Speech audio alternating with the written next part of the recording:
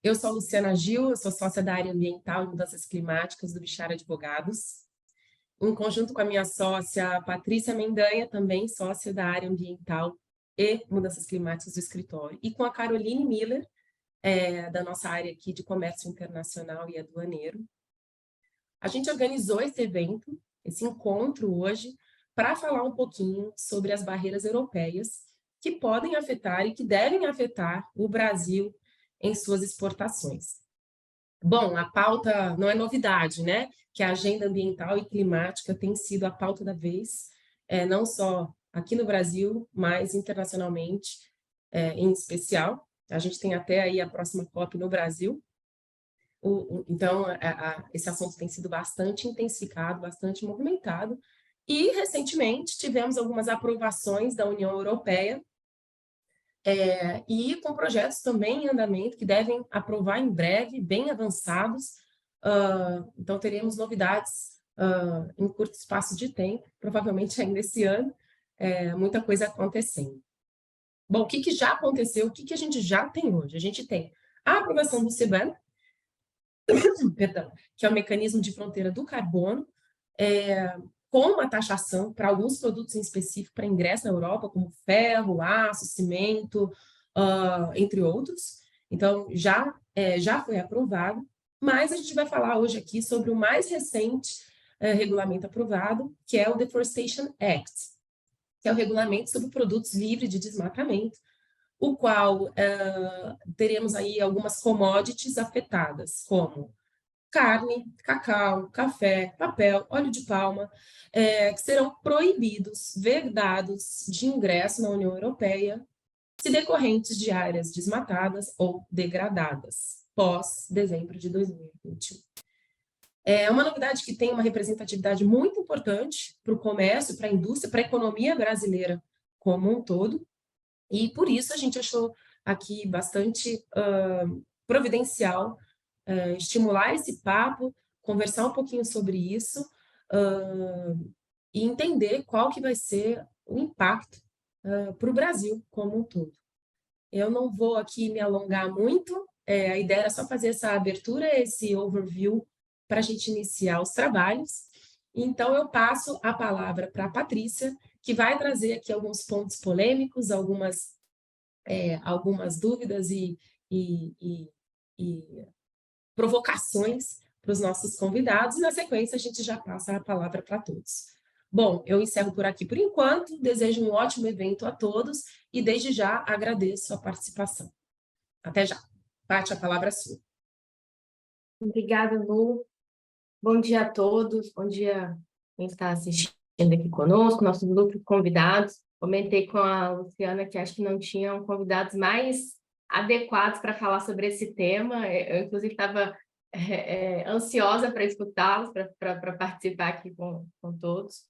E como bem disse a Luciana, do ano passado para cá, especialmente esse ano de 2023, essa pauta tomou a vez, né? Barreiras ambientais, a gente ainda comentava logo antes dos diversos eventos e publicações dessa semana sobre o tema, porque, de fato, atingiu os setores afetados de forma muito direta e tem gerado preocupação, né?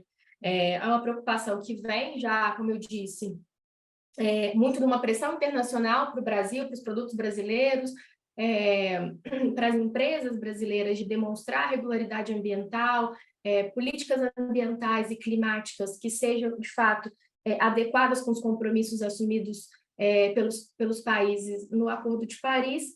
E esse ano, então, com a publicação, né, dos regulamentos da fronteira de carbono e esse regulamento que nós vamos falar hoje do Deforestation, isso tomou ainda mais corpo e mais relevância.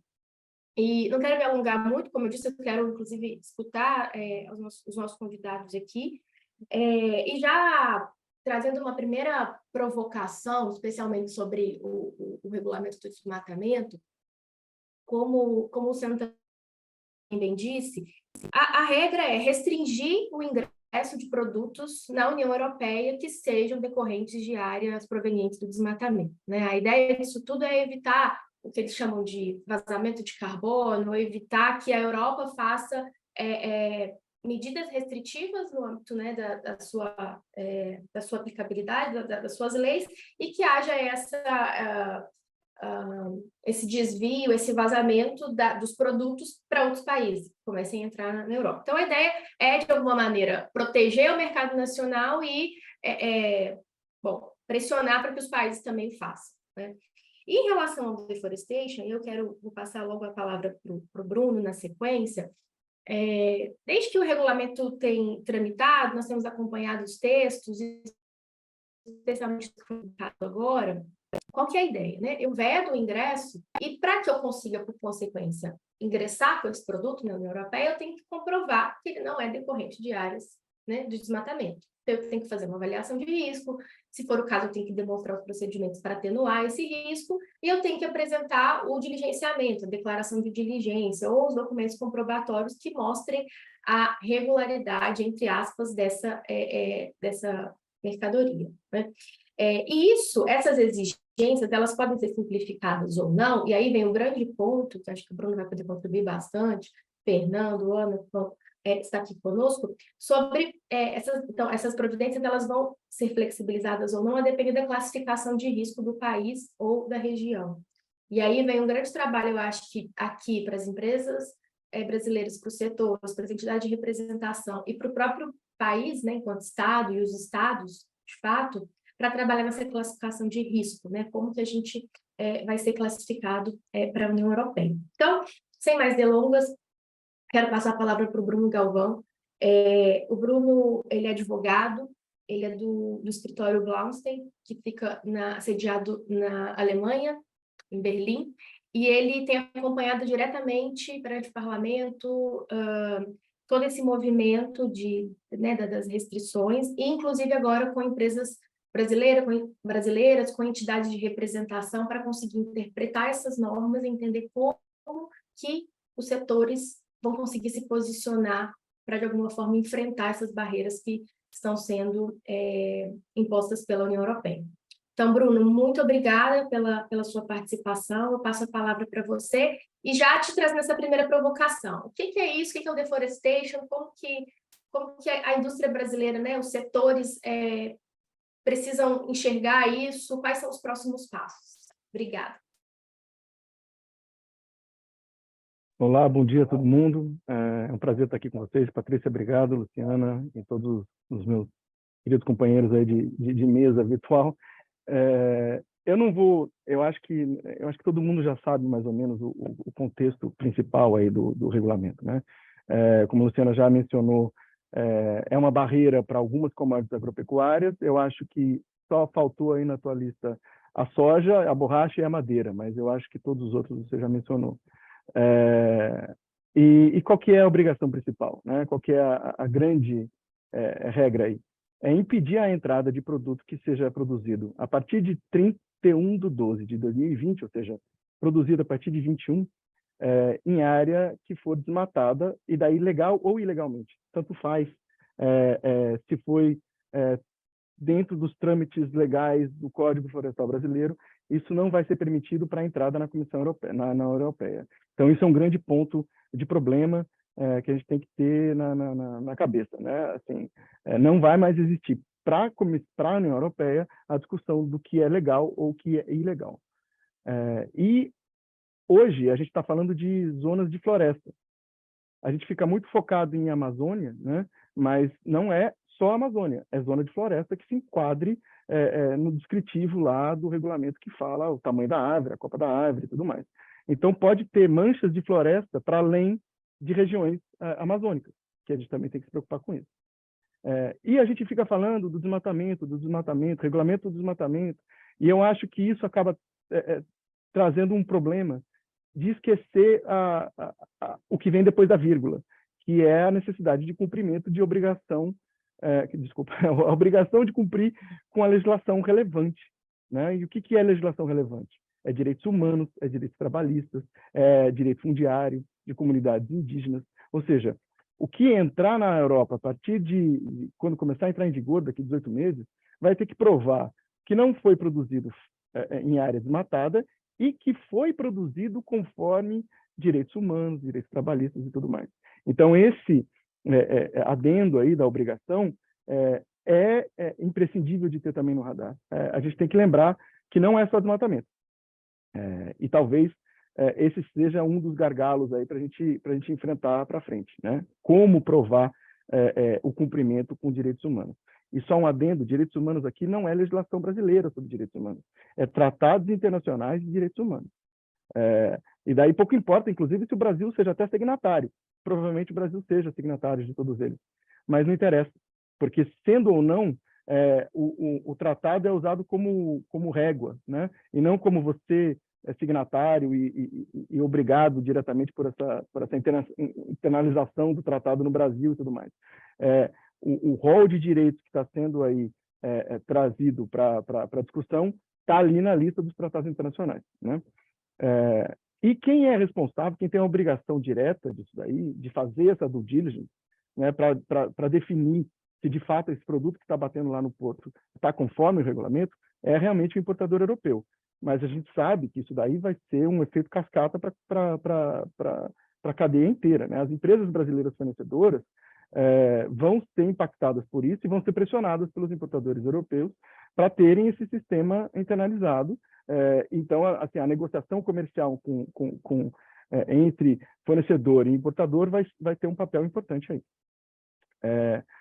Então, de fato, o fornecedor tem um impacto, porque é ele a ponta da lança, né? Assim, ainda que não seja ele o responsável, ele que possa ser multado, a ponta da lança é ele, né? É o exportador brasileiro que vai ter que operacionalizar esse sistema de due diligence aí. E o que é esse sistema de due diligence, né? Ele tem realmente variações a depender da classificação de risco da origem, que depois a gente fala um pouquinho sobre classificação de risco. Mas a ideia é qual? Todo mundo, e daí alto risco e baixo risco, médio risco, todo mundo tem que fazer um levantamento de documentação.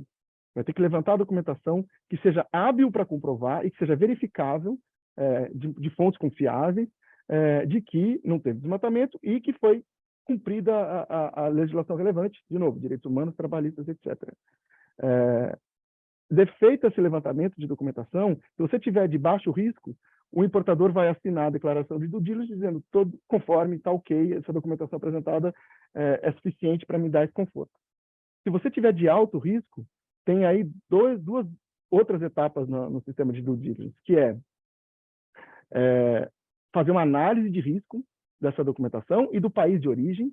Então, o importador vai olhar se o país tem problemas, ou região, né? Tem problemas de transparência na informação, tem problemas de corrupção, tem um sem número aí de pontos que o importador vai precisar incluir na sua análise de risco para incluir junto com a declaração de due diligence, ou seja, o trabalho começa a aumentar um pouquinho. E se tiver alguma dúvida nessa análise, ele pode fazer uma mitigação, mas não mitigação do problema, mitigação da dúvida. Ele vai ter que pedir novos documentos, fazer uma outra análise, e em loco, provavelmente, para ter a certeza de que não teve descumprimento do regulamento. A gente está falando aqui de certeza. A gente não está falando de... sabe, você tem que provar que foi cumprido com o regulamento. Essa prova é muito difícil de fazer, né? Principalmente com relação aos direitos humanos, porque desmatamento, georreferenciamento, rastreabilidade, tem aí complexidades logísticas que meus companheiros de webinar vão saber falar muito melhor do que eu, mas, assim, tecnicamente existe, né? Existem dificuldades, mas que são transponíveis. Agora, a grande discussão é que documento que eu vou apresentar para dizer que não houve discriminação racial na minha cadeia, que não teve, sabe, que teve igualdade de gênero na minha cadeia. Qual é o documento? Qual é o sistema apto para isso? Esse é o grande problema. E isso eu sinto que está escapando um pouquinho do radar de todo mundo, sabe? A gente está focando muito no desmatamento, que claro, tem que focar, mas não é só o único, né, problema desse regulamento. Então, acho que agora, só para concluir essa parte aí de explicativa, digamos assim, a questão da classificação de risco, né? A gente vai, a partir do momento em que o regulamento já entrou em vigor, né, já foi aprovado, já foi publicado, mas ainda tem essa vacácia, esse espaço de tempo em que existe a lei, mas ela ainda não é efetivamente aplicada, que são esses 18 meses. Nesse período de tempo, existe a expectativa da Comissão Europeia começar a olhar para os países produtores e começar a classificar, fazer um sistema de benchmarking, aonde país com alta taxa de desmatamento e alta expansão agropecuária provavelmente entra em classificação de alto risco. E daí tem outros critérios que podem ser utilizados para mitigar esse primeiro critério, que é, por exemplo, acordos com a União Europeia, sistemas hábeis de comprovação e de monitoramento.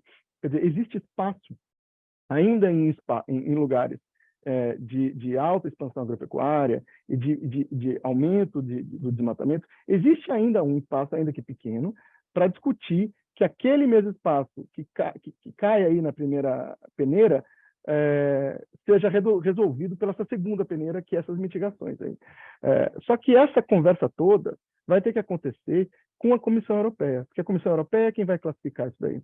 E ela não vai, muito provavelmente, ter capacidade técnica de olhar as peculiaridades do nosso Brasil, entendeu? Ele não tem capacidade técnica para isso. E talvez não tenha nem interesse político de fazer isso. Sabe, de começar a segregar muito, mas no regulamento existe essa possibilidade, existe essa permissão de classificar o país não só como um todo, mas de maneira regionalizada. Essa classificação não vai vir de mão beijada, né? E se a gente não fizer isso, o grande problema não interessa que você esteja num estado produtor que não tem floresta. Você tem que provar que você produziu fora de zona de floresta. Você vai ter que ter o sistema de due diligence da mesma forma. Assim, então, o impacto burocrático na sua operação vai acontecer se você estiver no Amapá, no Pará ou no Rio Grande do Sul. Se você não tiver uma discussão sobre classificação de risco, fazer o Rio Grande do Sul ser de baixo risco, o Pará e o Amapá vão ter o mesmo escrutínio do que o Rio Grande do Sul. Então, esse é um problema que tem que ser enfrentado com a Comissão Europeia. Então, assim, pontos de atenção aqui, e daí eu acho que vale a pena a gente ouvir quem interessa, que é a Ana e o Fernando. Regulamento é aplicado diretamente, a gente não precisa de legislação local para essa aplicação, tá? Então, assim, está publicado, já está valendo, essa regra é essa, não tem mais discussão. Não vai ter legislação local pormenorizando isso daí. Então, esse é um ponto. Outro ponto que eu queria de novo ressaltar, eu já falei, mas falo de novo. A comissão é responsável por classificar risco. E classificação de risco tem impacto no tamanho da due diligence e no tamanho da fiscalização. País de alto risco é fiscalizado em 9% da sua produção em cada um dos países do Estado-membro, porque a fiscalização é local. Cada país vai fiscalizar o que entra no porto dela, enfim, entra no país, e com a sua autoridade fiscalizatória. As sanções também são regionais, assim, cada país vai ter a sua sanção. Mas a classificação de risco é definida pela Comissão Europeia. A hora que a Comissão Europeia define alto ou baixo, cada país vai ter que respeitar isso daí. E vai ter um impacto no tamanho da fiscalização que esse país vai fazer, do número de importadores que trazem produtos daquele país e do volume de importação. Então, é 9% dos importadores e 9% do volume. É muita coisa. E outro ponto que eu acho que eu gostaria de falar é o sistema de due diligence que a gente está falando aqui, a estrutura, né, a ferramenta, a obrigatoriedade de existir um sistema de due diligence está clara. A garantia que precisa ser dada também está clara. Como essa garantia vai ser dada, que documento que vai ser apresentado, que sistema de fiscalização efetivo na prática vai acontecer, isso não está dado pela comissão, não vai estar dado nos guidelines que vão sair aí logo mais de ajuda para o setor privado, e não vai nunca ser dado pela Comissão Europeia. Isso daí é uma obrigação do importador. É o importador que vai ter que olhar para o que botarem na mesa dele e vai falar, não, eu estou confortável com isso ou não estou confortável com isso. Essa negociação vai ser entre partes privadas. Ainda que possa existir um interesse de padronização, essa padronização vai ter que existir de conversas privadas. A Comissão Europeia não vai participar desse processo, porque não é ela que vai conseguir descer no detalhe para saber que no Brasil tem um documento X, na Indonésia tem um documento Y, esse é o importador que vai fazer. E o importador está desesperado lá na Europa para saber o que fazer também, porque ele também não sabe. Ninguém sabe. Então, esse momento é muito importante de sentar, sabe, exportadores e importadores, sentarem e resolverem como é que vão resolver isso, porque o problema é deles, não é mais da comissão. E outro ponto que eu acho que a gente precisa se atentar, que eu já falei também, como é que a gente vai provar que não teve descumprimento em direitos humanos? Porque desmatamento a gente tem técnica e documentação apta para isso.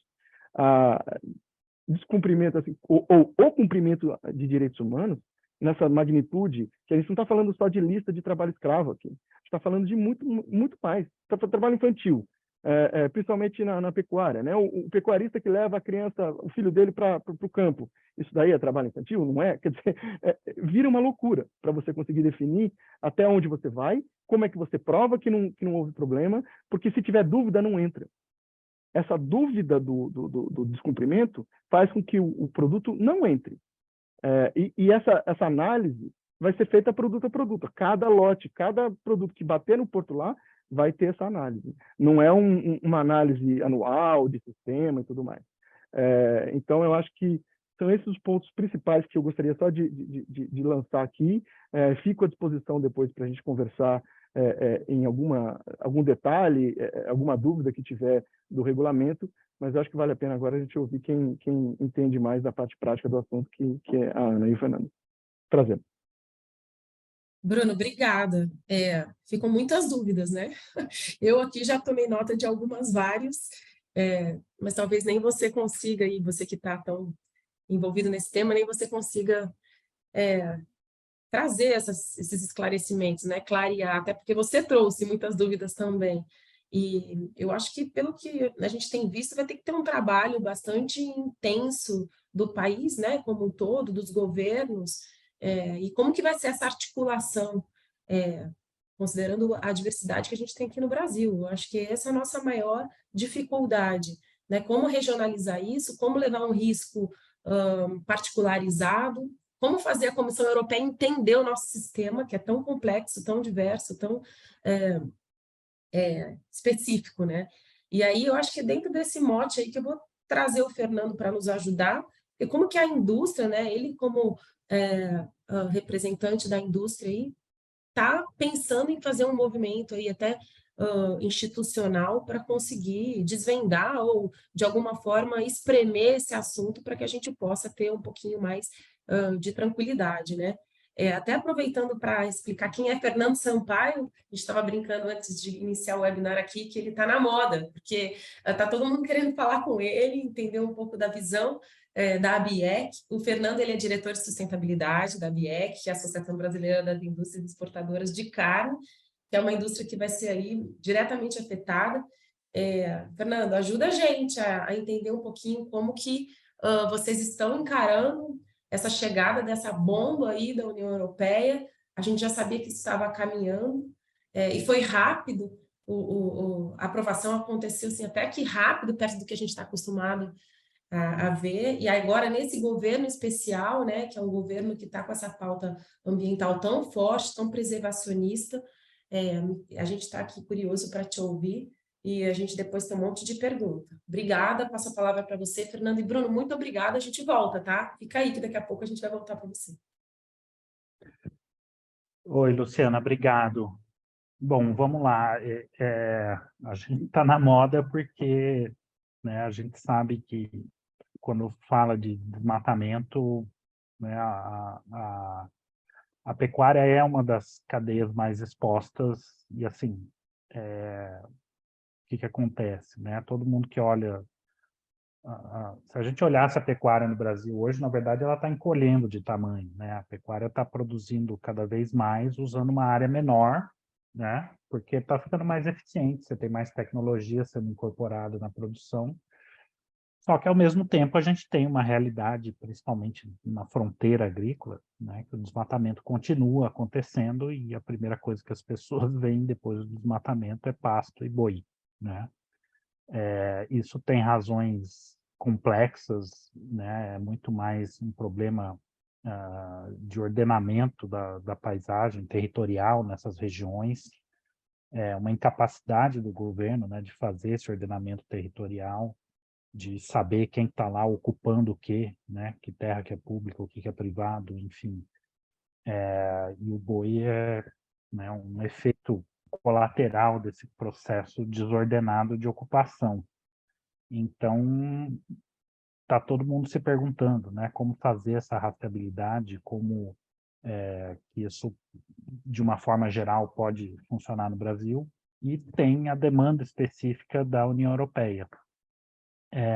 Eu queria compartilhar aqui alguns slides que acho que só para ajudar a gente a orientar a discussão, né? E aí, falando do regulamento, né, o Bruno falou, o regulamento está aí, né, ele foi publicado, está escrito ali tudo que a gente tem que fazer, mas tem um pequeno prazo aí para que ele comece a entrar em vigor, que é quando a gente vai ter que, tecnicamente, pensar como é que o regulamento vai ser atendido. Acontece que, né, para a gente, a Europa ela continua sendo um mercado bastante relevante para a carne brasileira.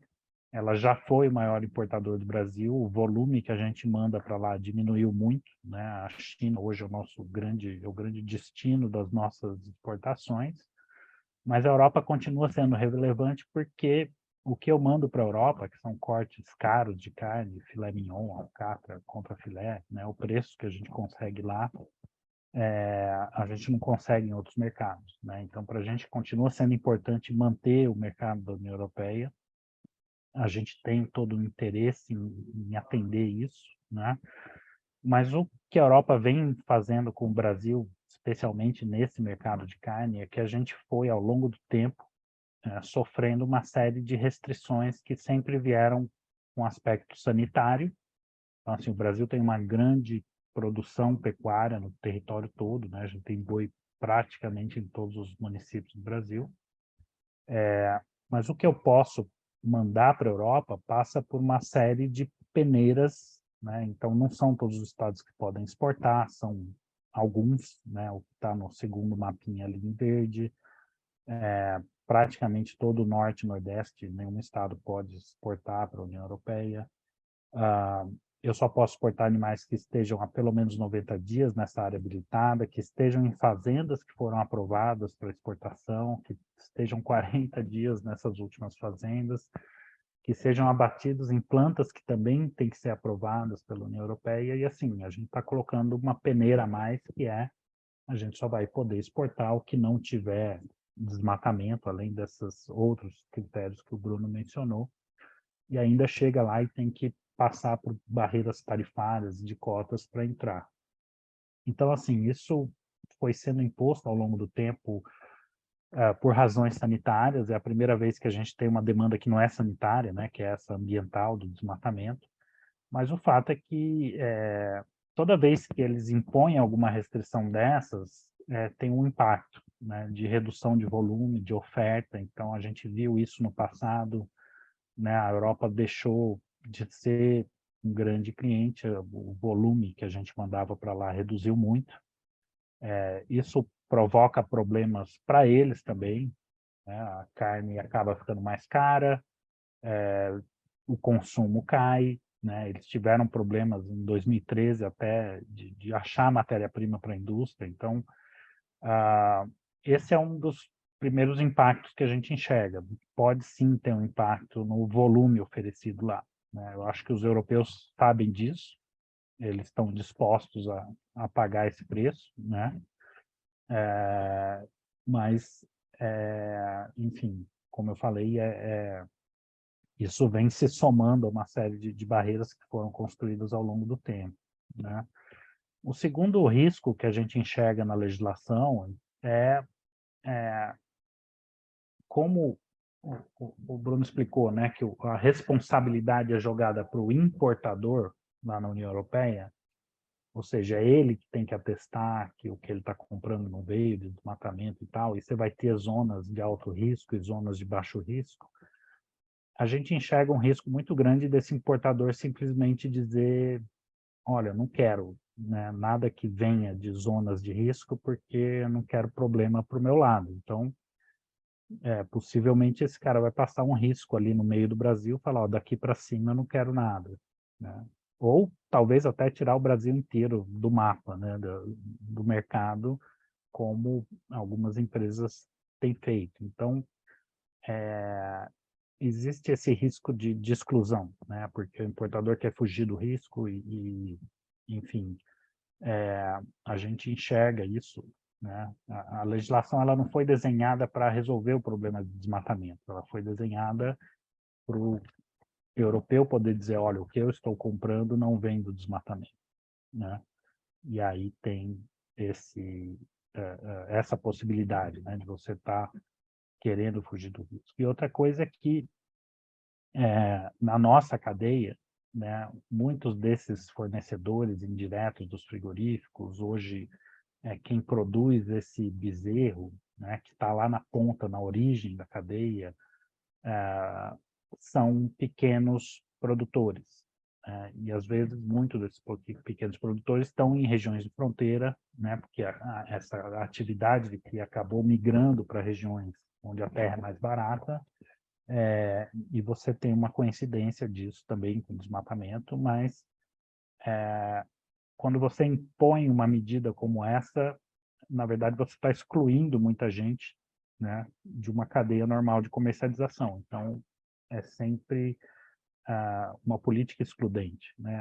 Se ele tem desmatamento, eu não compro. Eu vou jogando um monte de gente para fora, essas pessoas continuam lá naquele território, quando o nosso interesse é como é que a gente inverte essa lógica e como é que a gente traz mais gente para um processo de regularidade, de compliance, né? As nossas indústrias frigoríficas estão fazendo isso, estão apoiando produtores a se regularizarem, né, de acordo com o Código Florestal. Mas existe sim esse risco, né, da gente estar excluindo muita gente e estar excluindo também esses pequenos produtores. Então, assim, alguns pontos críticos que a gente enxerga, né, é essa responsabilidade do importador, ou seja, ele que vai ter que a gente vai ter que oferecer um pacote de evidências ali para o cara estar seguro de que ele pode levar aquele produto, né? E aí é o que eu falei, se ele achar que tem algum risco, ele vai querer sair fora, fugir desse risco. Definir como é que é esse processo de due diligence, então o Bruno falou disso também, né?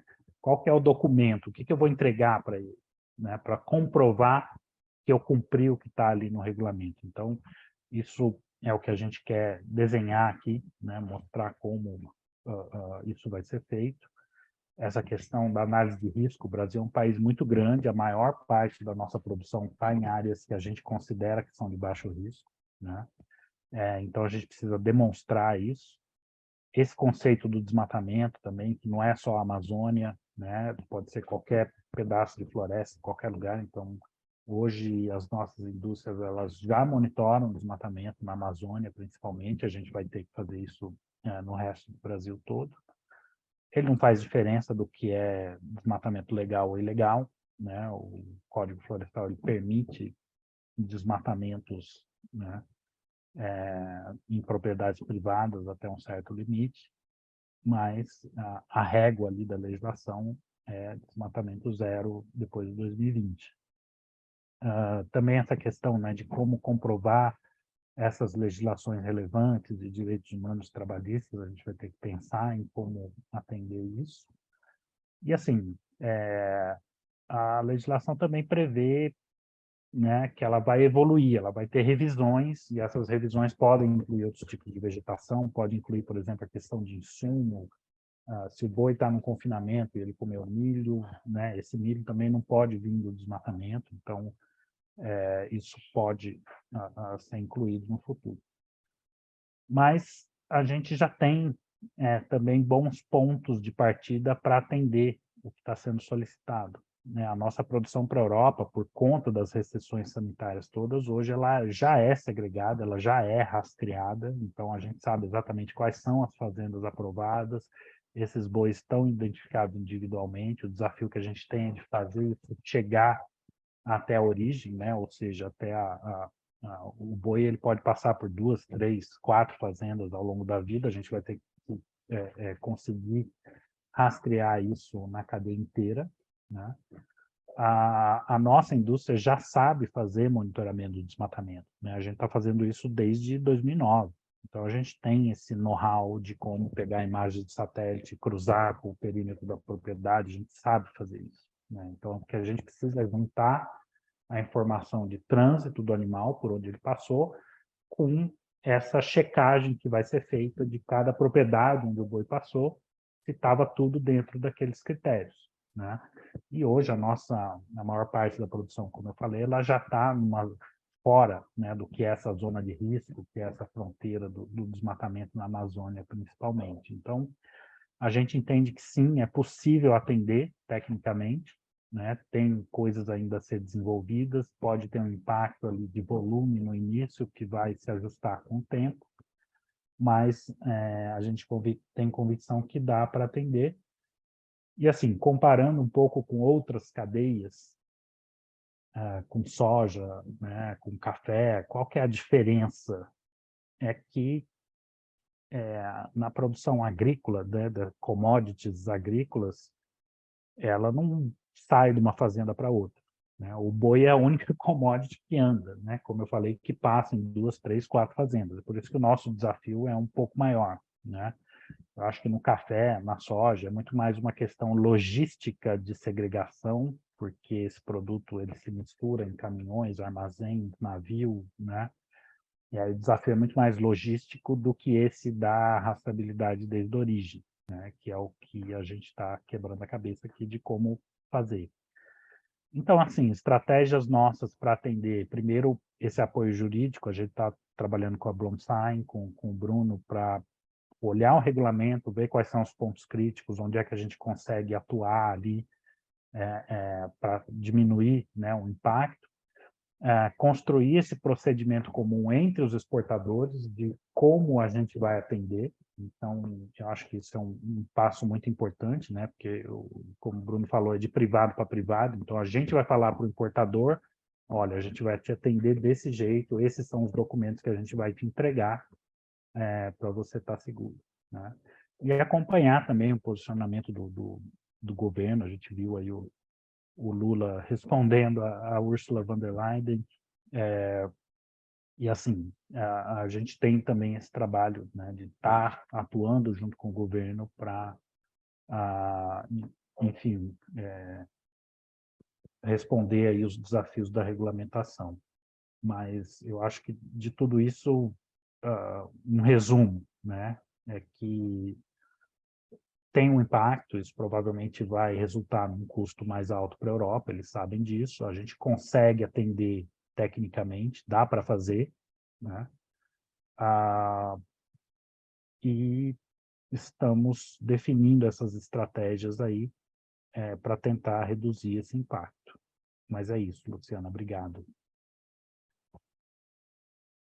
Obrigada, Fernando. Acho que o ponto que você falou que é bem interessante, dá para fazer, né? A indústria brasileira, ela já faz isso de alguma outra forma há muito tempo, mas a gente precisa se reinventar e adequar o que já é feito, né? Quem já faz, adequando uma providência ou outra para o regulamento, quem não faz, utilizando o benchmarking de quem já faz há muito tempo. Então, eu acho que é um desafio, é claro, para a indústria em geral, para os setores, mas é algo que é possível, especialmente porque a gente tem esse prazo de 18 meses. Então, existe um prazo de adaptação no qual essas providências, essas avaliações internas podem ser feitas. E aí, até para entender que dá para fazer, e que a indústria já faz há algum tempo, a gente vai falar com a Ana Pese. A Ana é gerente jurídica na JBS, está super imersa nesse tema, e a JBS eu acho que é um ótimo exemplo para a gente falar sobre essa questão do rastreamento da cadeia, que eu já falava isso há algum tempo, é algo muito caro, que se desenvolvido há muito tempo, né? Então, a questão da garantia de origem verificada, né, que é um procedimento mais recente. Então, são várias medidas que a JBS tem adotado já há algum tempo nesse sentido, e que, bom, vão ser um ótimo benchmark aí para toda a indústria, para quem não tem essa adequação já até hoje. Mas para entender um pouco de como que a Ana está enxergando tudo isso, que na prática, como afeta, como adequar, o que ainda tem que ser feito, passo a palavra para você, Ana, te agradecendo mais uma vez, assim, curiosa para te escutar e entender como que você tem avaliado essa situação. Obrigada. Obrigada, Patrícia, obrigada, Luciana, obrigada pelo convite. Eu fico muito feliz quando eu vejo o Fernando falando aqui, porque ele obviamente representa aqui o nosso setor, e aí a gente vê o quanto que a gente está alinhado. Eu acho que o ponto inicial de partida, até para eu com o que eu posso contribuir aqui no webinar, é esse mote aí que tu pegou, que a indústria, e especialmente a JBS, há muito tempo já implementa protocolos de monitoramento socioambientais dentro da sua cadeia produtiva, né? Então, quando essa demanda, quando essa discussão do regulamento chegou até a gente aqui, JBS, até o jurídico, vamos dizer assim, e nós fomos conversar com os nossos clientes internos, né, quem é de jurídico, de departamento jurídico de empresa, a gente, né, foi vender nosso serviço aqui, e falaram, não, imagina, isso aí tá tranquilo, né, a gente já faz o monitoramento, a gente já tem tudo sob controle, isso é mais uma legislação, a gente, né, já tem essa consciência de que, de fato, a gente tem que eliminar o desmatamento da nossa cadeia, e a gente faz isso, a gente garante, né, a gente tem um sistema robusto para isso. E aí eu resolvi entender no detalhe. E aí, quando a gente vai no detalhe, quando a gente vai na vírgula, é que a gente começa a ver algumas situações que são críticas e merecem uma atenção, né? Porque por trás de um bom propósito, como a União Europeia pretende aqui, a gente percebe que tem alguns outros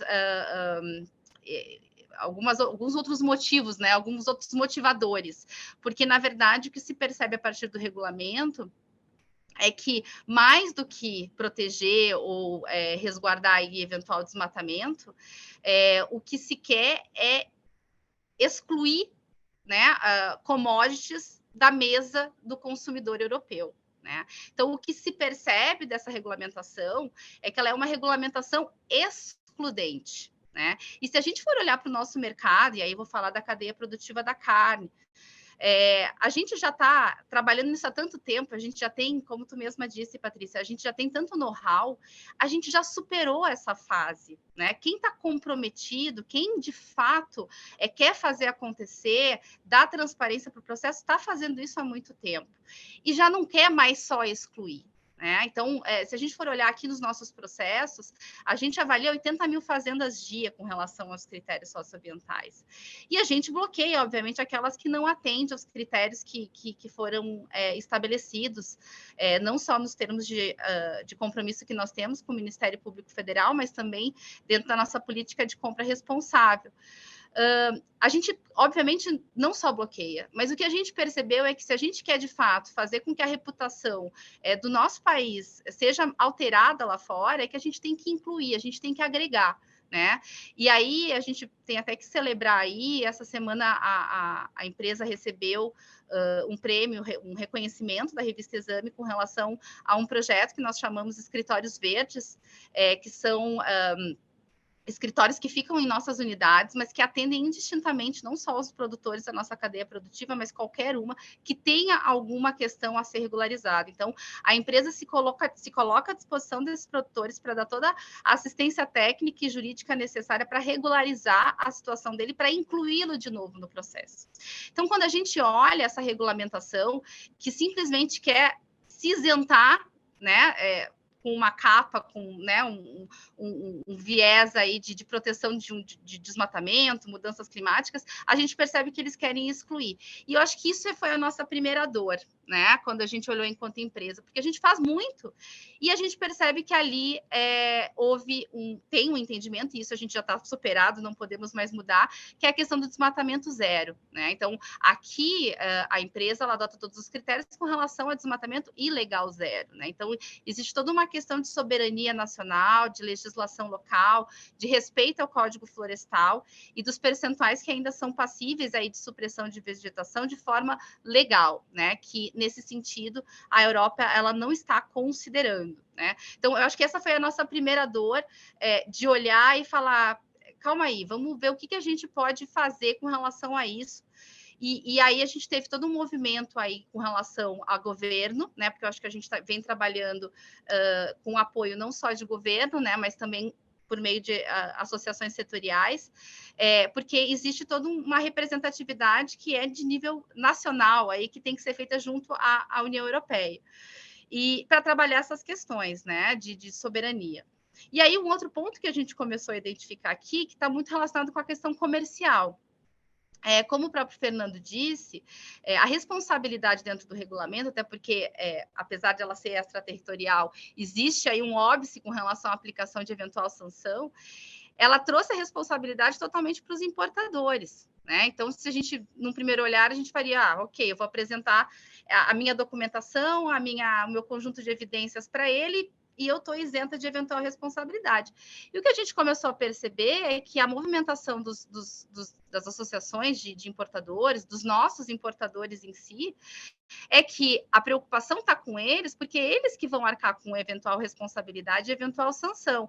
Então, a nossa preocupação aqui é que, no final, tudo vai acabar com uma questão contratual, né? Isso vai acabar por se tornar uma convenção contratual, porque, obviamente, os importadores vão querer repassar essa responsabilidade que foi dada a eles. E aí vem uma preocupação com relação à régua que esses importadores vão dar, com relação aos critérios e às evidências que são necessárias para atender aquilo que a autoridade aduaneira vai ter discricionariedade para avaliar. Então, nós, enquanto produtores, a gente vai estar sujeito não só a régua do importador, que quer se, de alguma forma, imiscuir do risco, né? Mas também do escrutínio da autoridade aduaneira, que eu acredito até que a Carolina, que está aqui com a gente, depois vai falar um pouquinho. Então, assim, isso é uma preocupação comercial bastante grande. E tem um outro ponto com relação à questão comercial, que eu, enfim, que não sei se todos também estão aí atentos com relação a isso, mas a legislação ela é aplicada aos produtos que são colocados no mercado europeu, mas também para os produtos que saem de lá. E aí a gente tem uma questão comercial, enfim, acho que cada empresa aí tem que fazer uma avaliação com relação até à própria estrutura de comércio internacional adotada, porque muitas vezes nós usamos tradings que estão localizadas na Europa por uma questão de documentação, benefício fiscal, e que também vão estar sujeitas, ou seja, não é só o produto que nós estamos encaminhando para a Europa, mas todos os produtos que vão ser destinados a vários outros países, né, mas que passam, talvez não fisicamente, mas via documentação, por um escritório de trading na Europa, né? Então, assim, existe uma extensão em termos de efeitos bastante grande que toda empresa, enfim, que trabalha com uma dessas commodities tem que avaliar. E aí foi esse caminho aí que a gente começou a adotar em termos de avaliação de impacto, né? Então, hoje, dentro do que a gente pode influenciar, né, e com apoio da associação e essa parte institucional toda a ser feita também junto ao governo, o que a gente quer hoje é tentar trabalhar no estabelecimento, na consolidação dos critérios que hoje já são utilizados, principalmente na cadeia produtiva da carne, por meio dos protocolos. O Boi na Linha é o que a gente segue aqui, que é um documento firmado com a Imaflora, que é uma organização da sociedade civil junto com o MPF, né, e um grupo de frigoríficos aí com relação à aquisição, né, e fornecimento de gado na Amazônia, consolidar esses critérios para que sejam adotados também por os nossos importadores lá na Europa e que sejam validados pela União Europeia, né? A questão de risco ela é bastante relevante com relação à questão da localização e do escrutínio que vai ser dado, né, para essa documentação, mas hoje a empresa está trabalhando firme com relação a consolidar esses critérios que já são feitos. A gente já faz bastante, a gente já faz muito, né? E eu acho que a União Europeia muitas vezes não enxerga, não tem noção dessa realidade, né? A nossa cadeia produtiva é extremamente complexa, como o Fernando falou, e muitas vezes o que a gente percebe é que os europeus não têm essa dimensão e o quanto que a gente já faz. Então, a gente está trabalhando firme setorialmente para consolidar esses critérios de due diligence, mapeando também aquilo que a gente entende como vulnerável, principalmente com relação ao cumprimento de legislação relevante por conta dessas questões de direitos humanos, que é uma temática que a gente também está olhando por conta das discussões com essa nova diretiva, que vai ser um novo capítulo aí em termos de responsabilização das empresas, né, com direitos humanos. Então, a gente está trabalhando muito firme com relação à questão de due diligence e esperamos que a Europa consiga ter essa visão de uma aplicação aí mais razoável, né, mais inclusiva, vamos dizer assim, que a gente já adota aqui, não tão excludente, e talvez um pouco mais flexível, né? E aqui, enquanto empresa, a gente também vem olhando, eu acho que, não sei se alguém chegou a comentar, mas existe um prazo aí de revisão do regulamento em 18 meses. A gente tem notícia, inclusive, que já tem aí em andamento uma contratação de uma análise de impacto regulatório para aumentar o escopo dos produtos, né, das commodities que entram dentro dessa legislação. Então, muito provavelmente, a gente já conta, né, com a ampliação da abrangência desse regulamento, não só para milho, mas também para aves e suínos, que é algo que impacta o nosso negócio também. Então, a gente tem que estar de olho, tem que estar no radar com todas essas discussões, porque, querendo ou não, isso vai impactar, inclusive, a própria dinâmica do comércio mundial. Né? As adequações que vão ter que ser feitas para atendimento dessa legislação, elas vão ser necessárias e vão acontecer naturalmente, e a gente tem que estar pronto para isso. Então, a JBS aqui está olhando, né, com carinho. A gente vai brigar por aquilo que a gente acredita, porque a gente já faz bastante, e a gente está trabalhando junto aí com a associação, com apoio jurídico também externo, né, com essa parte institucional, para fazer valer aqui aquilo que a gente já faz de bom, né? Porque eu acho que o objetivo é o mesmo. O objetivo da União Europeia é o mesmo da JBS, é o mesmo do setor, é dar transparência, é atuar de forma sustentável, porque isso é a perenidade do nosso negócio, certo? Então,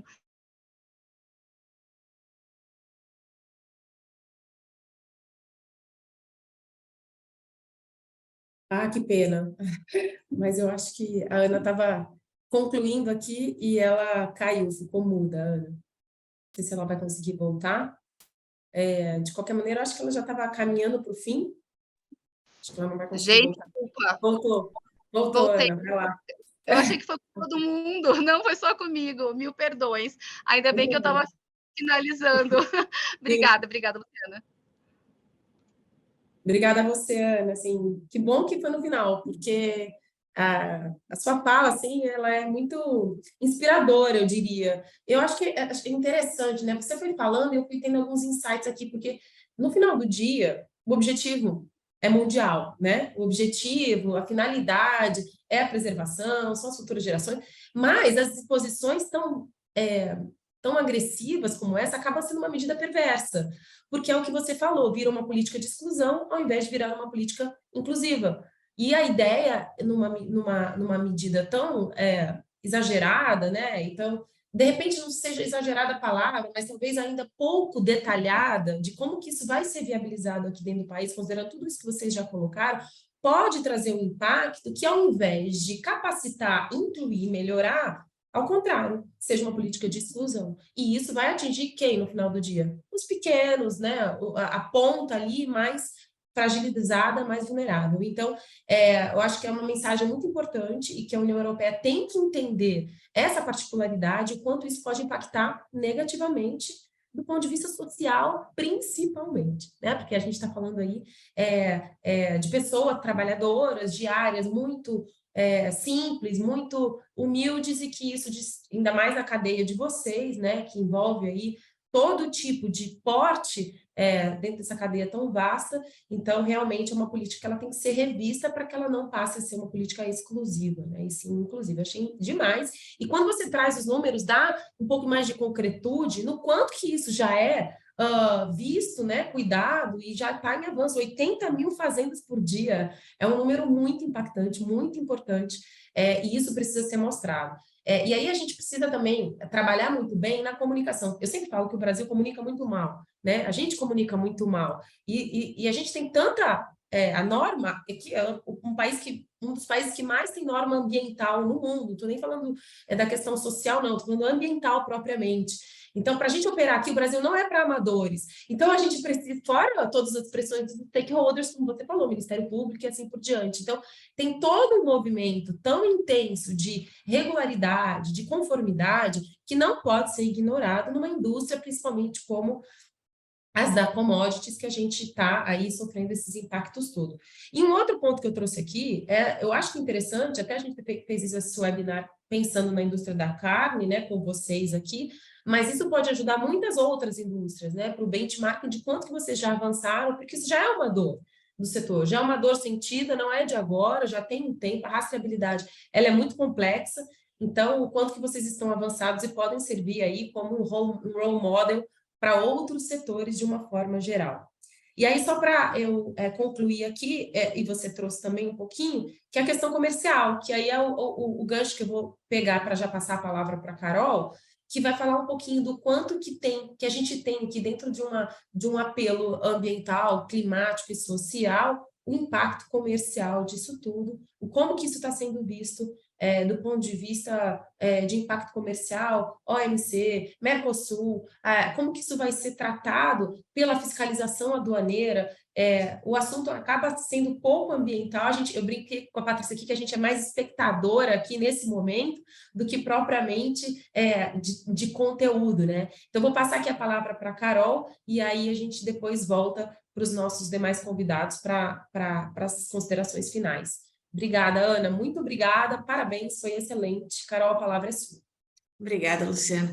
Então, a ideia é trazer agora, a gente viu toda a parte, enfim, ambiental, todas as dificuldades da indústria, o que significa essas novas medidas, e daí falando principalmente de deforestation, mas também do CBAM, para o comércio internacional, para as regras de comércio internacional, para os fluxos de comércio internacional, como é que isso, no final do dia, afeta as exportações brasileiras, né?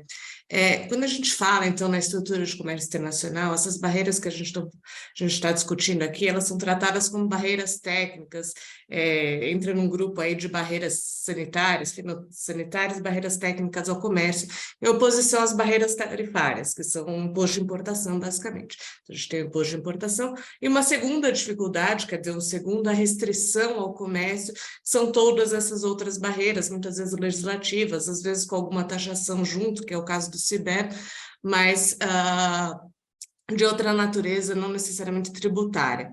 E essas medidas técnicas, elas visam atender normalmente, né, objetivos legítimos, a gente está falando de saúde humana, saúde animal, saúde das plantas, a gente está falando de segurança, a gente está falando de conservação de recursos naturais, e a gente está falando de meio ambiente, que é o que a gente tem aqui, mas que elas trazem esses impactos nos fluxos de comércio. Existem milhares de barreiras no mundo, hoje já existentes, isso...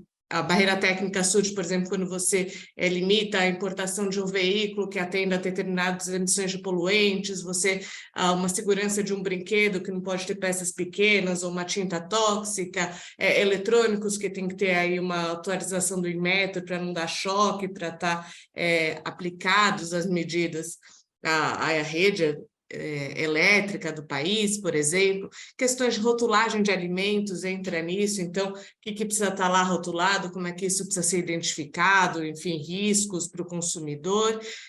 Entram também uma série de medidas aí que a própria União Europeia aplica, o Fernando trouxe algumas, que são uma série de medidas sanitárias já aplicadas para o setor agropecuário. O REACH, que é uma outra medida europeia, que há muitos anos atrás, quando foi implementada também, afetou muito o setor de químicos, que teve que cumprir uma série de regulamentações para conseguir exportar para a União Europeia, tudo isso entra. Essas medidas, elas são autorizadas pela legislação de comércio, né?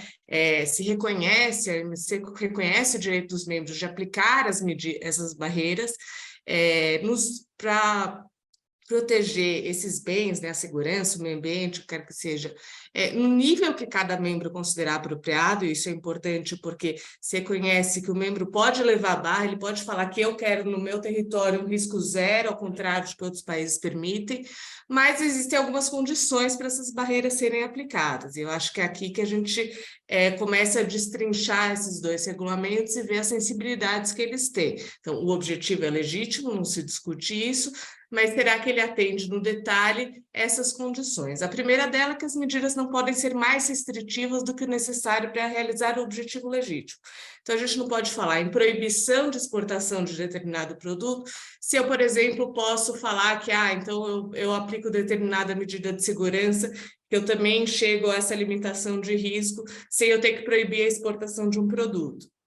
Né? Por quê? Porque o objetivo é não permitir que essas barreiras sejam, na verdade, uma restrição disfarçada ao comércio, não seja um protecionismo com uma tintura aí, com uma pintura verde, né? Ou, enfim, com outro disfarce, né? Então, quando a gente fala aqui do deforestation, por que são essas as commodities selecionadas? Será que faz sentido essa lista que foi criada, são essas mesmas que mais causam desmatamento, ou existe ali alguma identificação de que, na verdade, você tem outras, mas essas, por exemplo, não são produzidas na União Europeia, enfim, são as mais exportadas para a União Europeia. Então, essa análise, ela existe. A segunda condição é que essas medidas não podem implicar um tratamento menos favorável, seja em comparação ao produto nacional, produto europeu, no caso, ou com produto de outros países, de terceiros países. Ela não pode ser, trazer uma discriminação injustificada ou arbitrária.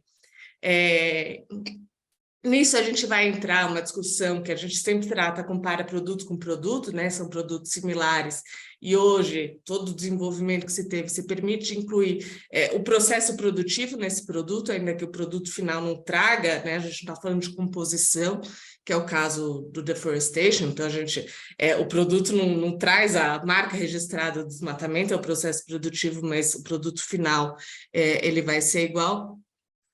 Mas você tem essa discussão. Então, quando a gente fala em classificação de risco, será que isso não está ferindo isso não há uma arbitrariedade justificada, ainda mais que a gente está falando, por exemplo, em classificação de risco de desmatamento, mas a regulamentação também traz uma série de questões de direitos humanos. Então, essa classificação de risco vai ser só o desmatamento e os direitos humanos vão ser considerados ou não? Como é que isso vai ser feito, né? Então, a gente tem um risco alto para desmatamento, e daí, quando você tem um risco baixo para desmatamento, você não olha para toda a parte de direitos humanos, porque, enfim, não tem a gestão de risco, as questões que o Bruno apresentou. Então, essa é mais um ponto de preocupação. Além disso, tem que ser baseado em evidências científicas, né? Então, você não pode pressupor, você tem aí uma questão de princípio da precaução, que a União Europeia aplica bastante, mas essas medidas, enfim, têm que estar respaldadas, tem que ter lastro científico. E daí, atendidas essas condições, você tem algumas questões importantes também para permitir um bom fluxo aí de comércio. A primeira delas é o incentivo que se tem a questões de equivalência entre regulamentos, reconhecimento de certificações, acreditações, avaliações de conformidade. Qual que é o objetivo? Se cada país começa a criar a sua própria norma, a gente, por exemplo, fala no CBAM, e cada um começa a criar o próprio critério de apreciação da pegada de carbono, e a gente sabe que existem discussões, inclusive científicas, sobre qual a medida mais adequada, se o exportador que exporta para diversos destinos tem que se adequar em cada caso a uma norma diferente, o custo dele começa a ficar muito alto, né? Esse custo de conformidade. Então, isso por si só acaba sendo uma barreira ao comércio. Então, essa harmonização entre legislações é muito importante. Você reconhecer que a legislação de outro país, por exemplo, apesar de ser um pouco diferente, é equivalente à minha. Ou então reconhecer que uma acreditação, uma certificação que ele obteve é equivalente à minha certificação, ainda que ela não seja exatamente a mesma, não seja o mesmo não faça acreditação, os requisitos sejam um pouco diferentes. E, além disso, a utilização de padrões internacionais, também, que é lógico que é sempre o ideal, a utilização desses padrões internacionais, porque você consegue justamente harmonizar todos os países e perder esse custo aí da falta de harmonia entre legislações. Quando a gente fala no CBAM, por exemplo, no deforestation, um problema muito grande é a questão do legal e ilegal, né? Na hora que a União Europeia fala, eu não ligo se sua medida, se o desmatamento é legal ou ilegal, eu mato qualquer discussão de equivalência, porque, enfim, ela coloca todo mundo no mesmo saco, né? Qualquer desmatamento. Então, será que só vai ter uma equivalência quando tiver alguma legislação de algum país que tem também uma legislação que admita zero desmatamento? Isso é possível no mundo que a gente tem, ou são só alguns países com características, ou, enfim, regiões temperadas, ou com características muito específicas que vão conseguir atender essa legislação? E, por fim, os acordos sempre falam, isso tem tanto no OMC quanto nos acordos de meio ambiente também, na questão do tratamento diferenciado mais favorável aos países em desenvolvimento, inclusive países de menor desenvolvimento relativo.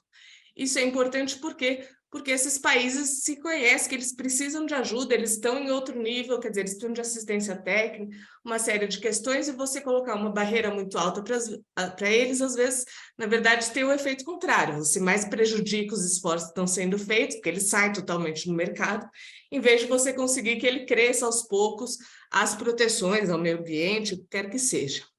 Então, quando a gente fala do regulamento europeu, acho que a gente tem todos esses riscos, né? Essa discriminação injustificada, quando você tem a classificação do risco do país, isso não vai desincentivar, foi trazido já no webinar, né? Quer dizer, o importador ele pode falar, olha, me dá tanto trabalho negociar com um produtor que está no nível de classificação risco alto, que eu prefiro não negociar, é mais fácil, eu só faço com quem tem nível baixo.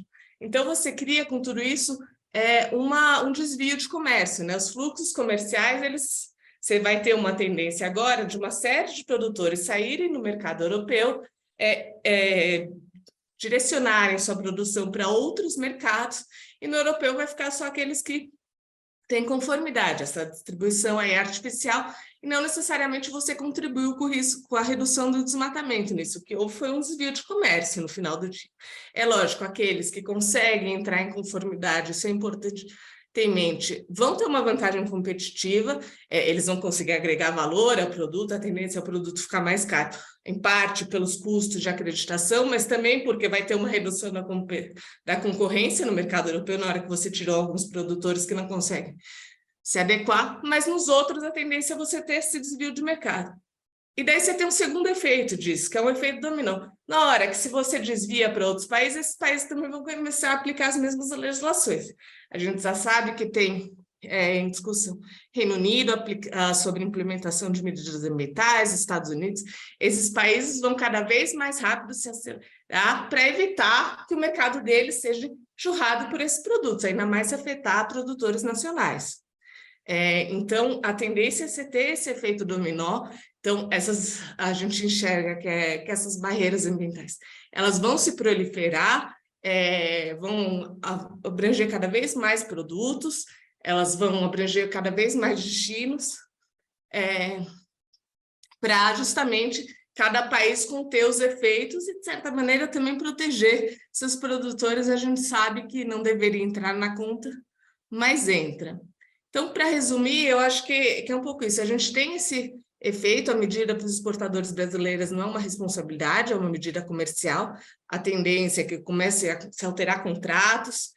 Acho que, como o Fernando falou, se cada exportador vai ter que oferecer aí o pacote, além do preço, o que eu consigo te oferecer de garantias, deforestation, né, para você não correr riscos, para o importador se sentir confortável, mas, por outro lado, é importante também que os exportadores busquem se adequar, porque tem essa vantagem competitiva, e isso pode também beneficiar que eles consigam.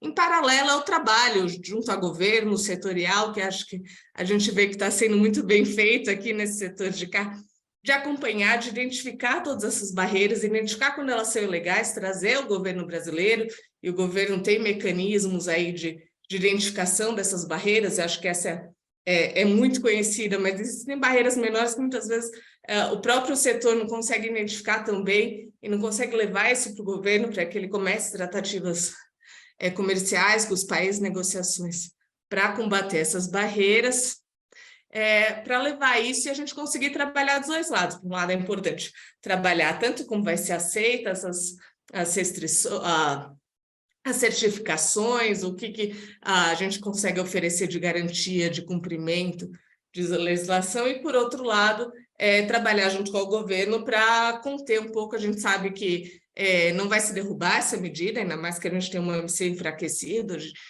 isso cair é muito difícil, mas você pelo menos garantir uma aplicação que esteja mais em conformidade aí com as regras de comércio. Perfeito, Carol. Acho que a gente sempre pensa sob o ponto de vista de operacionalização, né, dessas restrições, como que os setores aqui vão se adaptar, mas olhar também sobre o viés do comércio internacional, como que isso, o quanto que isso fere princípios e disposições da OMC, para que a gente tenha também um outro olhar sobre as restrições. E aí, Queria já começar aqui as rodadas de perguntas e caminhando para o fim. Queria perguntar para o Bruno. A gente falou bastante aqui sobre a questão de rastreamento de cadeia, sobre a forma de adequação, especialmente sob o ponto de vista ambiental, né, de verificar áreas desmatadas, etc. Mas a gente falou também sobre a questão dos direitos humanos, né? Eu acho que talvez um dos grandes desafios também conseguir, de alguma maneira, deixar isso mais objetivo, que é conformidade a direitos humanos. Você mesmo comentou no início sobre os tratados, etc., mas a gente acha que tem menos base do que o ambiental para conseguir parametrizar, né, essa observância aos direitos humanos. Então, queria te fazer duas perguntas. O primeiro como você enxerga essa questão da conformidade aos direitos humanos? Existe alguma diretriz, alguma base? Como que você acha que isso vai ser, pode ser operacionalizado? E uma segunda pergunta, que eu acho que é um ponto que a gente fica ainda bem na dúvida de como vai acontecer, é essa questão na Europa. Assim, como que você enxerga, o quanto que a Comissão Europeia, como que no âmbito da União Europeia você acha que existe espaço para debate ainda? O advocacy, levar essa realidade brasileira, trabalhar classificação de risco, eles estão abertos para escutar, para tratar, como que você tem enxergado essa situação da Europa, né, dentro da União Europeia? E aí depois, Bruno, se você já puder fazer uma consideração final, já encaminhando para o fim, de que você queria deixar de recado, próximos passos, quem ainda não pensou em como adaptar, o que fazer, te pedir também para complementar com isso, por favor. E obrigada mais uma vez pela sua participação, por estar aqui conosco. Bom, Patrícia, eu acho que essa é a grande dificuldade, né? Como é que a gente vai efetivamente cumprir com a exigência dos direitos humanos? Tem aí, eu acho que parâmetros internacionais que podem servir de guia, por exemplo, o parâmetro da OCDE pode ser um caminho, mas ninguém sabe porque não tem como saber. Porque essa conversa vai ter que ser realmente travada entre exportador e importador. Eles vão ter que chegar numa conclusão e vão ter que conversar daí com os fiscais de cada um dos países para dizer, olha, é isso aqui que a gente conseguiu construir. Isso atende à sua expectativa? E provavelmente ele também não vai saber no primeiro momento. Então, assim, eu acho que vai ser um exercício de tentativa e erro, para a gente chegar numa construção sólida. Mas isso tem que ser começado a se desenhar já, de fato. Esse trabalho precisa ser realizado agora, tanto internamente, quanto em diálogos com os importadores, e daí, internamente lá na Europa, com os órgãos fiscalizadores. Essa conversa não é com a Comissão Europeia, né? A Comissão Europeia não participa mais dessa conversa. Espaço para participação e de influência com a Comissão Europeia são dois. Uma é, sim, o direito que os stakeholders têm de participar desse procedimento de classificação de risco. É uma participação qualificada, não é só bilhetinho de sugestões. Assim, você tem que se apresentar com o seu pleito bem desenhado e bem estruturado para mostrar o que é baixo, o que é alto risco na sua perspectiva e por quê, e quais os fundamentos para isso. Existe espaço para fazer isso sim. E essa é a janela, porque essa classificação ela pode ser revista, né, ao longo do tempo, mas vai ser muito mais difícil você revisar uma classificação de alto risco para baixo do que partir já num baixo risco. Então, eu acho que essa primeira janela, essa primeira rodada de classificações, ela é crucial e ela é diferente, né? Ela é uma única janela de oportunidade que a gente tem para isso. A gente tem para frente possibilidade de revisão, mas daí o procedimento eu tendo a achar que vai ser mais ainda dificultoso. Um outro ponto que eu acho que existe aí sim um espaço de participação concreto, e daí eu acho que é nesse fórum que a gente começa a discutir quais os efetivos problemas, aonde impacta o pequeno, quais os efeitos perversos dessa regulamentação, de tentar criar um ajustamento com a realidade, nos programas de cooperação, que a União Europeia tem o dever de fazer com países ou regiões de alto risco. É ali que a gente vai conseguir discutir no detalhe a região específica e os problemas específicos daquela região. E também nesse espaço existe direito de participação de todos os stakeholders. Então, seriam esses dois grandes caminhos aí de participação. Para finalizar, eu acho que, de último recado, eu diria o seguinte: a rastreabilidade tem que ser realmente integral de tudo que for entregue lá. Não adianta a gente criar soluções de massa, por exemplo, como eu ouvi dizer por aí, eu produzo num lugar esse grão aqui, que está todo mundo conforme, e te entrego a mesma tonelada aí no porto. Isso não vai pegar. Não é adequado ao regulamento. O importador não vai aceitar isso. Talvez, quem sabe, com muita boa vontade, a gente possa ter esse tipo de discussão nos programas de cooperação, talvez, mas ainda assim eu acho muito difícil. Esse tipo de resposta eu acho muito difícil de pegar, porque a Comissão Europeia foi muito enfática em dizer, em diversos fóruns, que ela quer a efetiva rastreabilidade daquilo que chega lá para ela. Ela quer que aquele grão de soja, de café e de cacau que ela está consumindo efetivamente seja produzida conforme o regulamento, e não uma paridade de massa. Então, isso é um ponto. E o outro ponto de conclusão que eu acho que eu gostaria de trazer é um pouco o que acho que foi falado ao longo da conversa toda, qual que é o horizonte, né? Quais são os próximos passos aí do regulamento. Eu acho que, se vocês me permitirem só compartilhar com vocês uma linha do tempo aqui, eu acho que ajuda a gente a entender um pouco melhor. Isso aqui, ó, deixa eu ver se eu não apanhar tecnicamente. Vocês estão conseguindo ver a minha tela? A gente teve a publicação, 9/6. Nesse período aí, a Comissão Europeia vai trabalhar nessas duas frentes, classificação de risco e programas de cooperação, de maneira paralela. Você tem já uma revisão definida. Todas essas revisões estão escritas no regulamento, tá? Então, não é intenção, é dever da Comissão Europeia de fazer. De olhar para outras áreas de mata, terras arborizadas, aí, que o português fala, para além da floresta. Então, aqui o risco de entrar o cerrado é muito grande. E se você olhar, antes mesmo da entrada em vigor do regulamento. Então, em junho do ano que vem, a comissão vai apresentar seu assessment técnico para dizer: cerrado faz sentido tecnicamente, cientificamente, o impacto de outras áreas de mata fazem sentido serem incluídas agora? Então, essa é uma primeira revisão que tem que ser acompanhada. Aí a gente vem com a aplicação do regulamento especificamente, ou seja, a partir de 30 de dezembro de 2024, isso começa a entrar em vigor, então só entra lá na Europa se tiver lá a declaração de due diligence falando que esse produto está conforme. E existem as outras revisões, que é a discussão sobre outros biomas, daí, por exemplo, não só áreas de mata, mas, por exemplo, áreas de pântanos, como, por exemplo, o Pantanal, começam a entrar na discussão, né?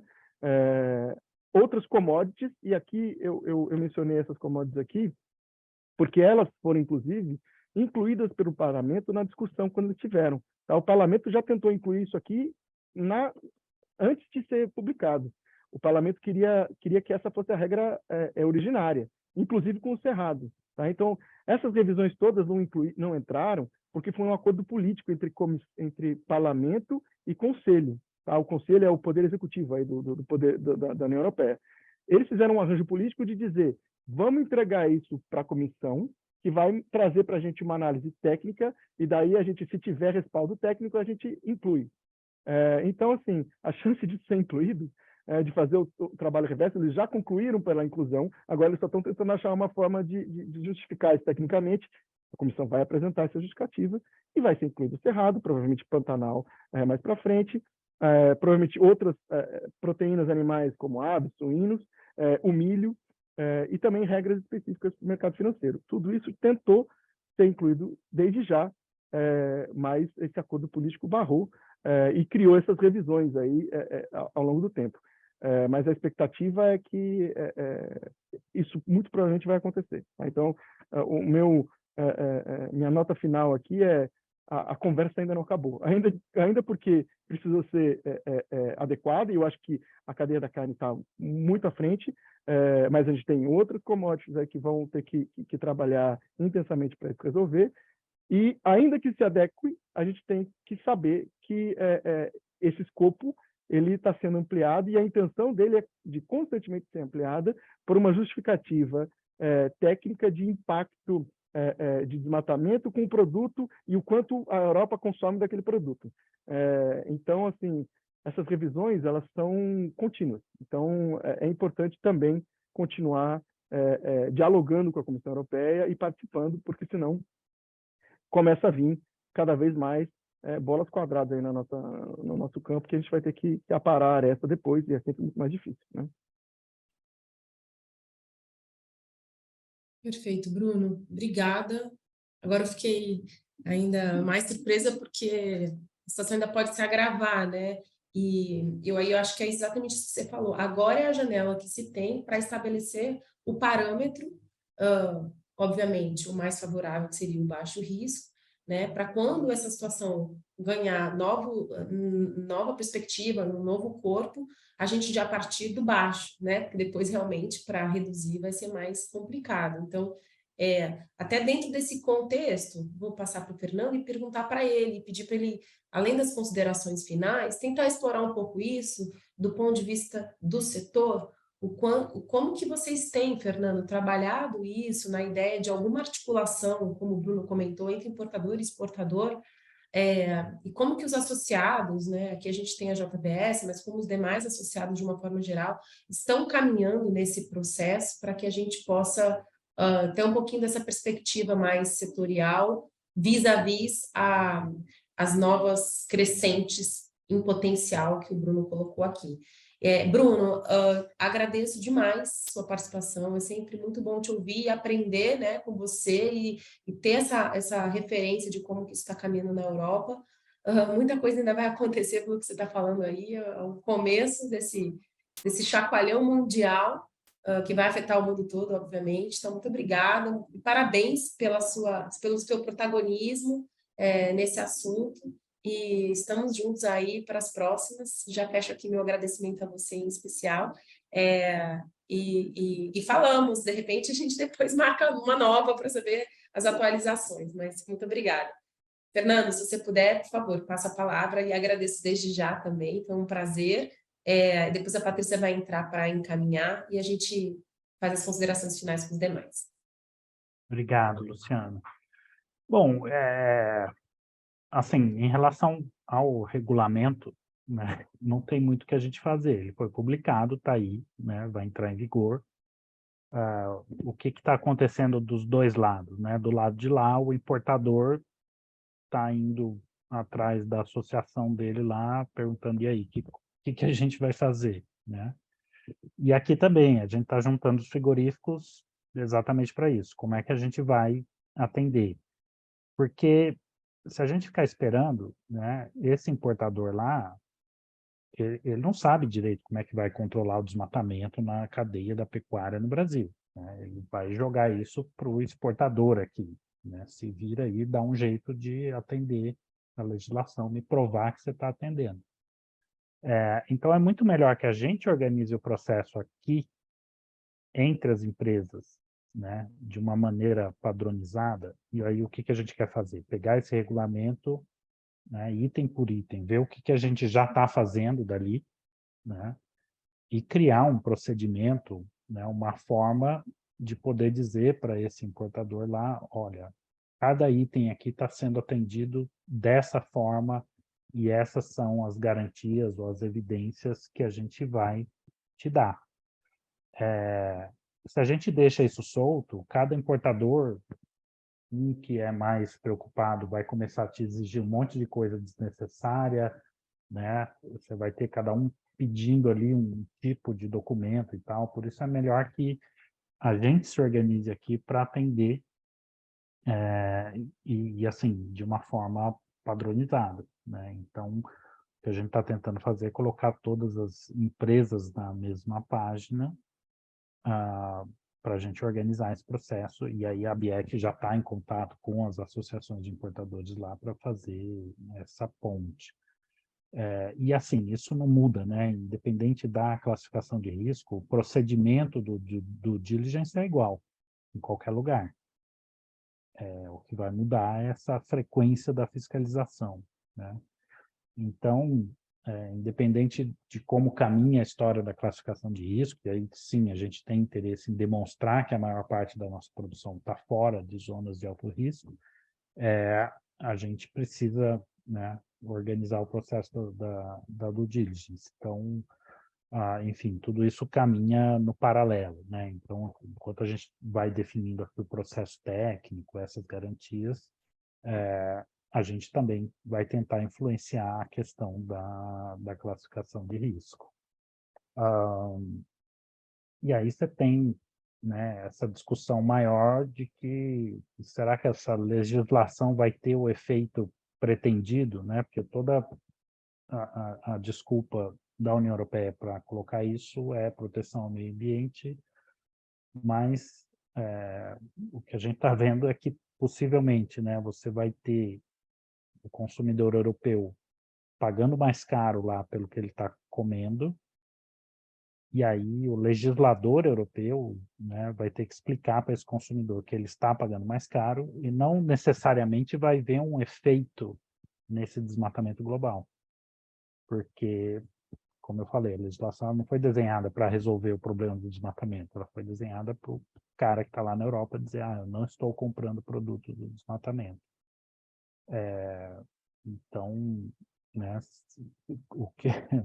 qual que é o efeito lá dentro da Europa, né? Se isso vai ter de você ter uma legislação que, né, vai ter um impacto de custo de vida lá e não necessariamente vai resolver o problema que eles estavam tentando resolver. Mas é isso, Luciana. Obrigado. Essa mensagem é triste, hein, Fernando? Porque, assim, é todo o impacto que vai ser causado para tentar um apelo ambiental de reduzir o desmatamento, só que só vai ter um efeito prejudicial para o próprio europeu no consumo lá no final do dia no supermercado, né? E não necessariamente com a consequência de preservação, né? Que é um pouco que a Carol colocou aí da tintura verde, se pretendeu disfarçar, né, nesse conjunto como um todo. Então, quando a gente fala a finalidade é linda, ela é linda se ela acontecesse, mas na prática a gente está vendo que não vai ser bem assim, né? Perfeito. Obrigada, Fernando, pela sua participação. Acho que é interessante também escutar de forma setorizada, assim, o que tem sido feito, o que pode ser feito, né? E vou passar a palavra para a Ana agora, para as considerações finais. Ana, te agradecendo também novamente. E aí, só uma última provocação, Ana, que gostaria que você comentasse.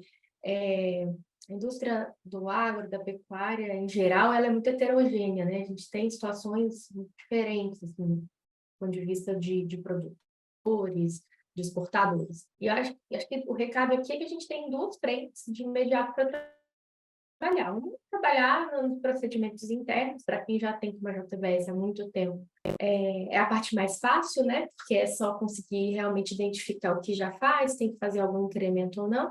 E a outra frente é trabalhar com as classificações de risco, porque independentemente se já tem o procedimento, o fato de ter o baixo risco vai facilitar e não criar uma barreira tão transponível. Então, assim, queria que você comentasse desses próximos desafios, né? Seja por quem já tem o sistema de rastreamento implementado, que aí é uma questão só de adaptação, seja por todo o setor e seja de forma setorizada e pelas próprias empresas, de trabalhar com as classificações de risco. Não dá para a gente deixar isso só para que os próprios governos locais trabalhem, porque no final do dia o interesse maior é da iniciativa privada de fato, né? Então, te agradecendo novamente, pedir suas considerações finais e esse comentário último aí da sua visão sobre o tema. Obrigada.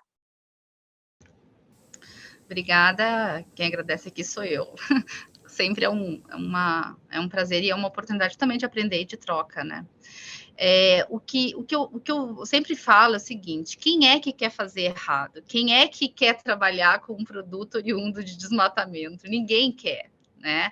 Então, se alguém levantar a mão e falar isso, tá louco, né? Tá fora. Então, o momento agora é de identificar realmente quais são as nossas batalhas, quais são os nossos desafios e buscar apoiadores, né? Buscar parceiros, buscar gente para defender essas bandeiras aí conosco, né? Não só enquanto JBS, mas enquanto setor. A gente está falando de uma legislação que abarca não só, né, a cadeia produtiva da carne, mas também outros commodities. Então, existem N setores que também estão olhando para isso. Então, eu acho que agora é o momento de a gente se dar as mãos e trabalhar por uma aplicação razoável, né, dessa legislação, dentro das possibilidades que a gente ainda tem institucionalmente falando, de buscar essa razoabilidade, né, nessa aplicação, seja por meio de acordos de cooperação, né, e com relação a isso, o governo vai ser realmente importante. Agora, só para encerrar, eu acho que esse ponto que tu comentaste, como é que a gente está fazendo para trazer mais pessoas, ou mais frigoríficos, no caso, para essa pauta, vamos dizer assim, de transparência, de regularidade e monitoramento. Casualmente, semana passada, né, Fernando, a própria BIEC anunciou que todas as suas associadas, elas têm essa recomendação de seguir o protocolo Boi na Linha, né? Que, como eu comentei, que é o protocolo hoje de fornecimento de gado na Amazônia, que é um documento que foi firmado por um grupo de trabalho de frigoríficos que já seguem, né, esses critérios de monitoramento, junto com o Imaflora e com o Ministério Público Federal, né? Então, eu acho que aí já sinaliza que o setor está comprometido de seguir esses mesmos critérios. Como eu comentei, essa é uma pauta, se não talvez a mais relevante, de consolidar esses critérios de monitoramento socioambiental e de uniformizá-los, né, em todos os frigoríficos, né? E aí a gente tem essa pauta também de levar ou de identificar, e talvez seja o nosso maior desafio no momento, como cascatear isso, né? Porque, como o Fernando falou, e a gente brinca aqui, o gado anda, né? A gente sabe, e existem aí estudos que mostram que, no mínimo, ele anda 6 vezes antes de chegar no frigorífico, né? Então, existe essa preocupação de que os outros elos da cadeia também façam esse monitoramento e adotem esses critérios socioambientais. Mas, com certeza, esse é o nosso maior desafio enquanto empresa, enquanto setor. E é um belo desafio, né, Ana? Porque a gente está falando aí de uma cadeia gigantesca e os pequenos, né? Os pequenos que têm essa dificuldade em conseguir chegar nesse nível que vocês chegaram. Então, é importante vocês serem aí quem está empurrando, né, esse pessoal. Que bom que vocês já estão tão avançados. Imagina se não, né? Se chegasse agora nesse momento de exigência e que a preparação começasse agora. Então, realmente é uma diferenciação muito relevante que vocês estão fazendo e que vocês vão servir para até mostrar lá para os exportadores, naquela conversa dos importadores com exportadores, do quanto que a gente avançou para conseguir, de alguma forma, compatibilizar um pouco melhor com a experiência do que já se tem, né? Para esse conjunto probatório, para a definição desses documentos. Então, é um avanço que, sem dúvida, vai ser primordial para o setor como um todo, e eu vou além, para todos os que vão ser atingidos, né? Porque vai estar todo mundo, de alguma forma, um pouco perdido. Então, vai servir aí como carro-chefe, realmente como um protagonismo. Parabenizo a JBS, parabenizo o seu trabalho em especial. Eu sei o quanto que você aí está envolvida nesse assunto, está tomando aí os seus dias. E te agradeço mais uma vez pela sua excelente fala, por dividir com a gente seu conhecimento. E passo agora a palavra para a Carol, para as considerações finais. E, Carol, que você possa aí deixar um recado, o que você recomendaria nesse momento, do ponto de vista comercial, já que só você que está com essa pauta aqui entre nós, para o fechamento, e aí a gente encerra, por favor. Obrigada. Obrigada. ser breve, a gente já está bem adiantado. Acho que é importante mostrar que agora o trabalho está começando, né? Tanto dos setores diretamente já afetados, quanto dos outros que provavelmente serão afetados, seja pela inclusão de novos biomas, seja pela inclusão de novos produtos, seja por legislações adotadas em outros países. A verdade é que a União Europeia, esse regulamento deve servir de base, tá? A tendência é que se parta a partir daí, porque alguém já destrinchou como fazer, a tendência é que seja o padrão para ser adotado também em outros países, esse regulamento, de certa medida, ainda que tenha suas variações, e eu acho que essa parte que vai começar a se firmar de práticas, do que vai ser aceito, do que não vai, para cada setor, isso é muito importante de cada setor específico trabalhar, porque a gente sabe que tem particularidades, tem setores que a gente tem muitos pequenos produtores, uma cadeia mais pulverizada, a questão do boi que anda, enfim, cada um tem suas próprias particularidades, e começar a demonstrar nisso, olha, essa exigência para esse setor, ela não é passível, assim, ninguém consegue se certificar, ou então só o europeu, isso mostra que tem um tratamento discriminatório, ou então esse tipo de coisa, começar a construir, isso aqui pode ser aceito, isso aqui é suficiente, demonstra para essa cadeia produtiva, acho que o que o Fernando falou, de demonstrar que, olha, tal exigência não está contribuindo para o objetivo da medida, que é combater o desmatamento, a gente está vendo tal efeito negativo nisso, esse acompanhamento, que é um acompanhamento multidisciplinar, né? Não vai ser, são os produtores, são a associação, tem um trabalho de governo, tem um trabalho de estudo, tem um trabalho jurídico, um trabalho de técnicos de cada área, então todo esse acompanhamento é muito importante, porque isso vai começar a funilar o que vai ser a prática, o que vai ser aceito ou não. Então, acho que é muito importante que todo mundo comece a acompanhar isso, e não só os produtores que já estão com isso no radar, que já estão preocupados, porque realmente assim, é questão de tempo para isso se expandir bastante.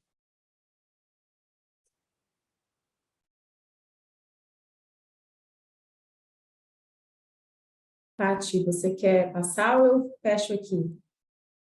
Eu quero só agradecer, então, acho que caminhamos para o fim. Acho que é um tema que tem muito o que fazer ainda. A gente falou aqui de alguns bons desafios, seja setoriais, seja das empresas em si, seja na relação com a Comissão Europeia, enfim. Mas temos um caminho pavimentado, que a gente já sabe o que fazer, então agora é hora de arregaçar as mangas mesmo e operacionalizar tudo. Então, obrigada a todos que ficaram conosco até o final, nossos convidados, e acho que teremos outras tantas reuniões e eventos como esse para debater os próximos passos. Obrigada e bom dia a todos. Pessoal. Foi um prazer. Obrigada. Até a próxima. Tchau, tchau.